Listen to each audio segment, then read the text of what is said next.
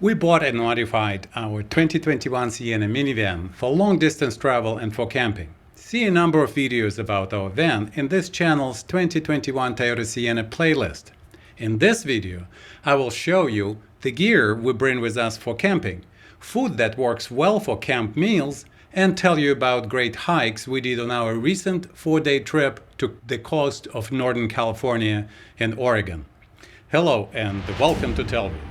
As another heat wave arrived in Northern California a week ago, we decided to get away for a camping trip to the cooler and greener state parks along Northern California and Oregon coasts. Surprisingly, we were able to find a few open campsites a week ahead of our planned trip at our favorite and some new to us state parks. We took off north in our 2021 Sienna early on the day forecasted to reach 111 degrees in the Sierra foothills. To make driving time pass quicker, we listened to a post-apocalyptic audiobook thriller titled The Complete Disruption Trilogy by R.E. McDermott. The plot is a riveting story of electrical power failure across the world and the social crisis that follows in the US. The non-stop action at several locations portrays the realistic drama of human tragedy, struggle, and perseverance that sounds true to life.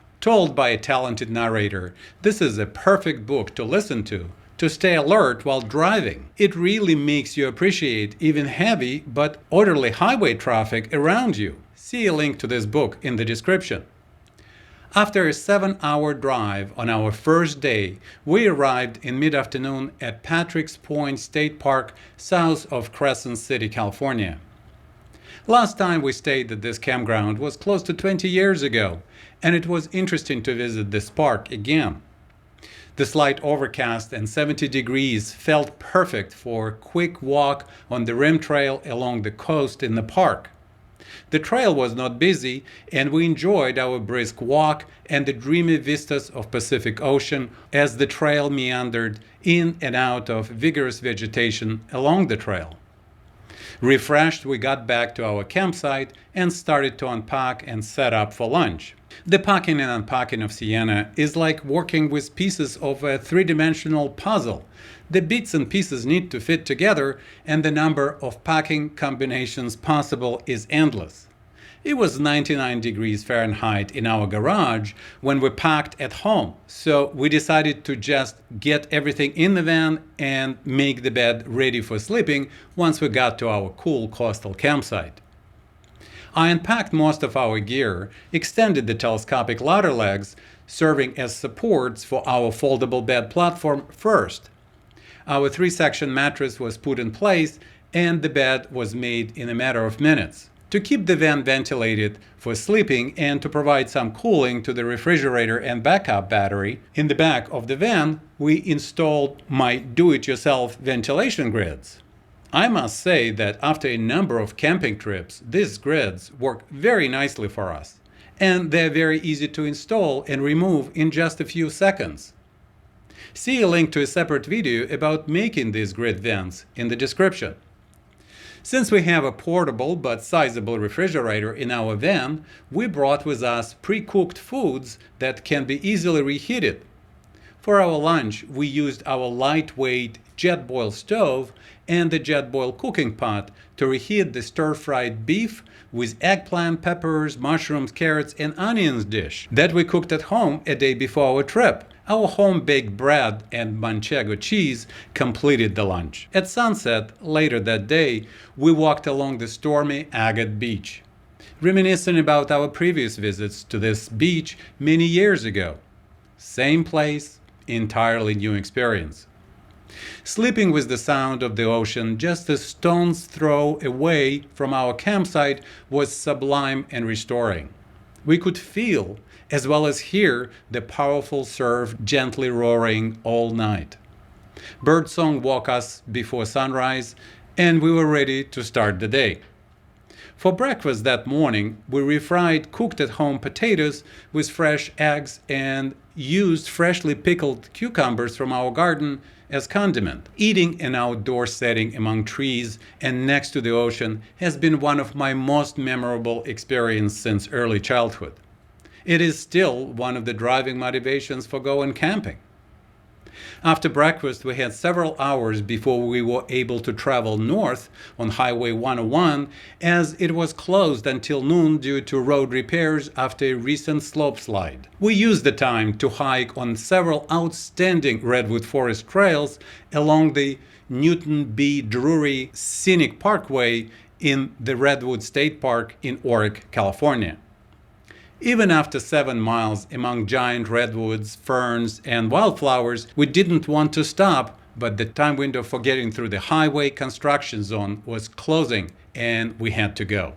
We did resolve, however, to come and visit this park again soon. Driving on the 2-lane 101 north of Crescent City, California was relaxing and enjoyable once we resigned ourselves to the fact that we could only move at the speed of traffic. The relaxed drive gave us a chance to see the forest, fields, towns, and coastal vistas along the highway, and to be present in the moment rather than racing to our destination while missing the journey. We arrived at Jesse M. Honeyman Memorial State Park in Oregon, our second destination campground, in late afternoon. A day before we left for our camping trip, we made a large batch of ultra-thick, double-leavened sourdough pancakes. We brought leftover pancakes with us in our refrigerator.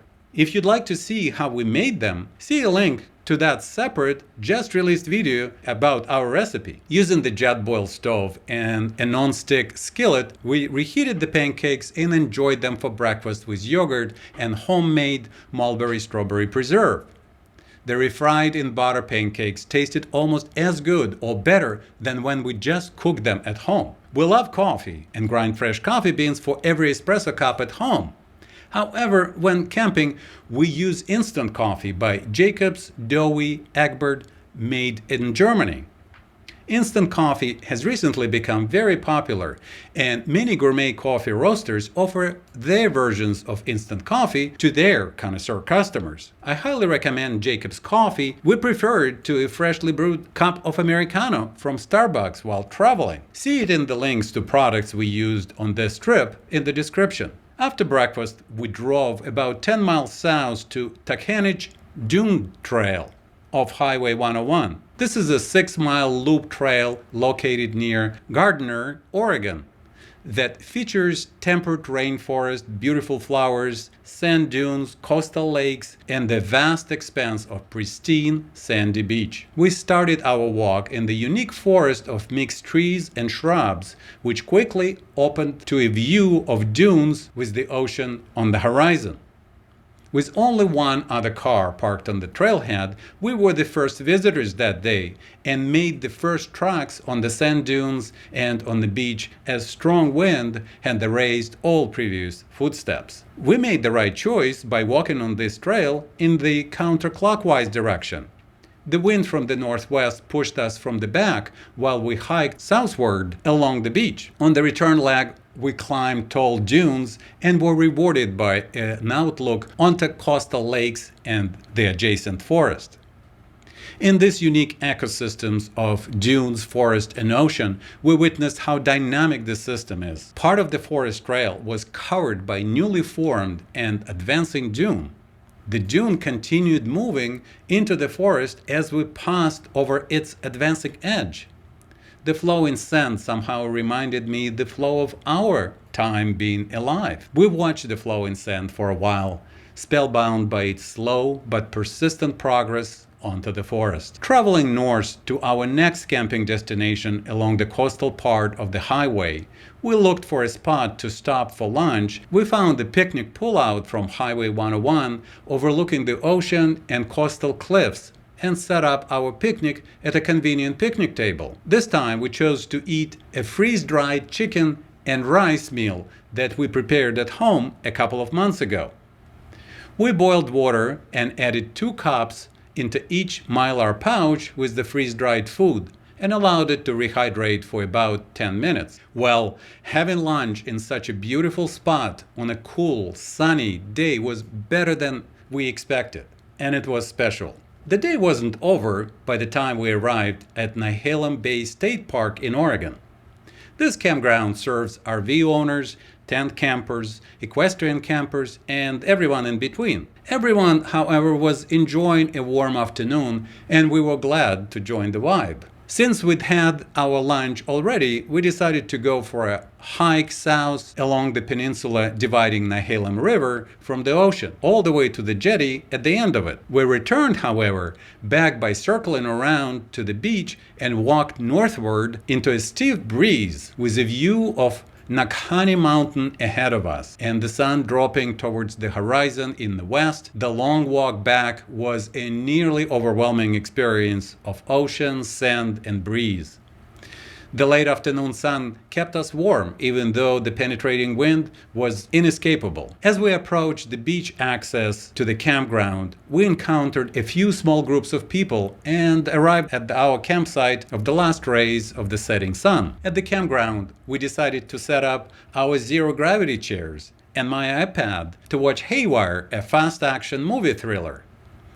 After 13 miles of hiking that day, however, we quickly succumbed to sleep and retired for the night in our Sienna. After another blissful night's sleep, we woke up early to a cool, cloudy morning. Before going to bed, we had set up our steel-cut oatmeal and walnuts to soak in water overnight. This makes cooking the oatmeal next morning faster, and the soaked walnuts taste less bitter. For the fourth night, we had a reservation at Carl G. Washburn State Park, where we had an interesting adventure camping in a walk-in tent site. We had to leave our Sienna parked at the parking lot designated for walk-in camping and carried our gear to the campsite. 2 capacious wheel carts were provided and made carrying our equipment to and from the campsite a breeze. We brought the 3 sections of our super comfortable mattress into the tent, made the bed, and our new home for the night was set up quickly. This was probably the most private campsite I ever experienced. 4 other nearby walk-in campsites were occupied, but we never met our neighbors and they were very quiet. After enjoying food and drink, we relaxed and my wife did her yoga practice that starts with a Tai Chi sequence. We even brought our foldable zero-gravity chairs along the forest path to the campsite and watched the rest of the Haywire movie. We bought this particular version of zero-gravity chairs because their metal frame is made of aluminum versus steel, which is common among other manufacturers of the same design chairs sold on Amazon. The aluminum frame is strong, but much lighter than the steel version. This makes the chairs much easier to carry to the beach or the clearing in the forest where we camped. See a link to the description if you are interested. With another exciting day behind us, we fell asleep while looking through transparent mesh of our tent at the stars peeking between canopy branches of tall Sitka spruces all around us. I hope you enjoyed this video. If so, please like, subscribe, and let me know about your favorite campgrounds and hikes in Oregon. Cheers!